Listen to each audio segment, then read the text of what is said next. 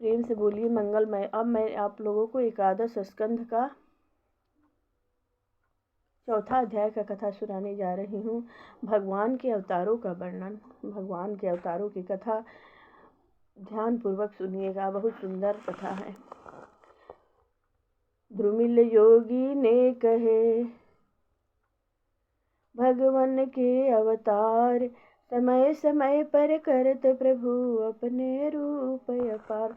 राजा निमि ने पूछा, हे जोगीश्वरों, भगवान ने अब तक कितने अवतार धारण किए हैं तथा कितने अवतार आगे लगे, उन सबका वर्णन करने की कृपा कीजिए। उनके लीला अवतारों को सुनने की मेरी प्रबल इच्छा है।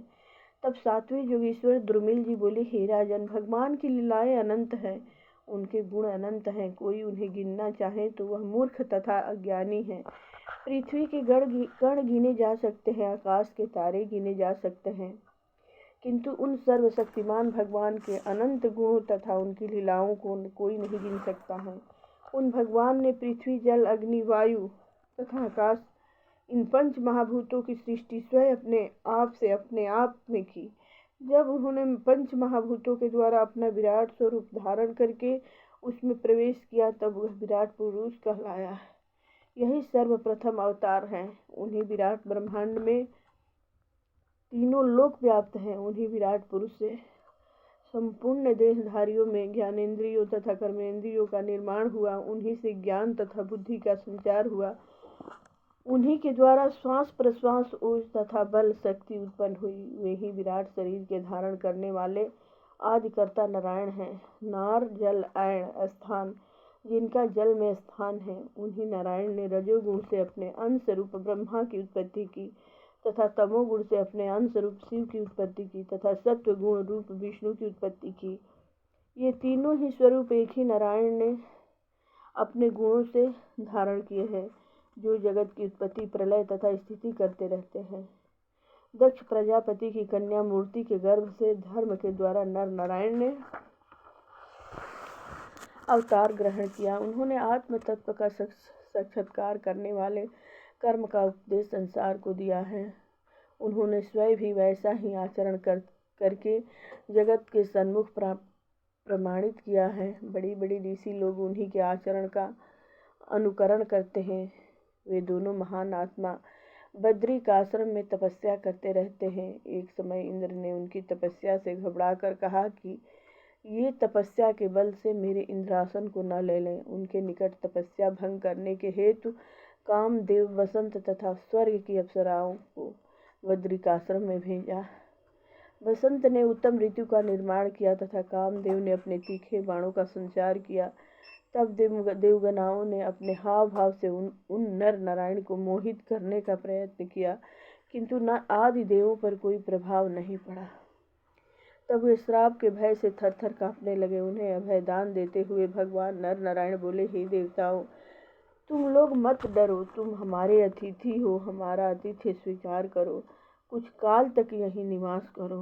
उनके मधुर वचन सुनकर कामदेव आदि देवताओं तथा देवगणाओं के शरीर लज्जा से नीचे झुक गए तथा वे बोले, हे भगवान, आप सदा ही दीनों पर दया करते रहते हैं। आपका हम पर दया पूर्ण बर्ताव कोई नहीं बात नहीं है।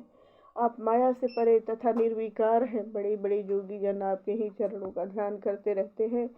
आपने हम अपराधियों को क्षमा प्रदान की है, यह आपका स्वाभाविक गुण है। आपके भक्त अमरावती को भी तुच्छ समझते हैं। वे परम पद की ही प्राप्ति चाहते रहते हैं। देवतागण उनकी साधना में विघ्न उत्पन्न करते हैं, किंतु वे अपने पथ से कभी विचलित नहीं होते हैं, क्योंकि उन पर आपके अभय कर की छत्र छाया रहती है। जब देवराज इंद्र के सेवकों ने भगवान की इस प्रकार स्तुति की, तब नर नारायण ने लक्ष्मी के समान असंख्यों सुंदरियां उत्पन्न कर दी और बोले, तुम लोग इन स्त्रियों में से किसी एक को ग्रहण कर लो, वह तुम्हारे स्वर्ग में श्रेष्ठ सुंदरी होगा। तब इंद्र के सेवकों ने भगवान नर नारायण की आज्ञा मानकर उन्हें नमस्कार किया और एक सुंदरी ग्रहण कर ली। वह सर्वश्रेष्ठ अप्सरा उर्वशी के नाम से विख्यात हुई। जब देवराज इंद्र ने यह हाल सुना, तब वह डर कर अति आश्चर्य करने लगा। भगवान विष्णु ने काल रूप अनेकों अवतार धारण किए हैं।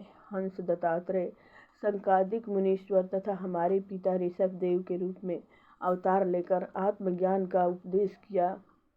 उन्होंने हयग्रीव का अवतार लेकर मधुकेटभ दैत्यों का संहार किया। प्रलय काल के समय मत्स्य अवतार धारण किया। वराह अवतार धारण करके पृथ्वी को रसातल से लाए तथा हिरण्याक्ष का वध किया। कच्छप अवतार लेकर समुद्र मंथन किया। विष्णु रूप से गजेंद्र की रक्षा की। बालखिल्य ऋषियों की रक्षा की। वृतासुर के मारने पर ब्रह्महत्या से इंद्र की रक्षा करने तथा देवगणाओं को असुरों की बंदी से मुक्त करने के लिए अवतार धारण किया। प्रहलाद जी की रक्षा के लिए नरसिंह अवतार लिया। फिर बलि से पृथ्वी छीनने के लिए वामन अवतार लिया। तत्पश्चात अभिमानी क्षत्रियों का नाश करने के लिए परशुराम जी का अवतार लिया। रावण का नाश करने के लिए राम का अवतार लिया। द्वापर में पृथ्वी का भार उतारने के लिए कृष्णा अवतार धारण किया करेंगे। फिर भगवान बुद्ध का अवतार लेंगे। तत्पश्चात कलयुग के अंत में कलिक अवतार लेंगे, जो शूद्र राजाओं का संहार करेंगे। प्रेम से बोलिए मंगलमय भगवान की जय।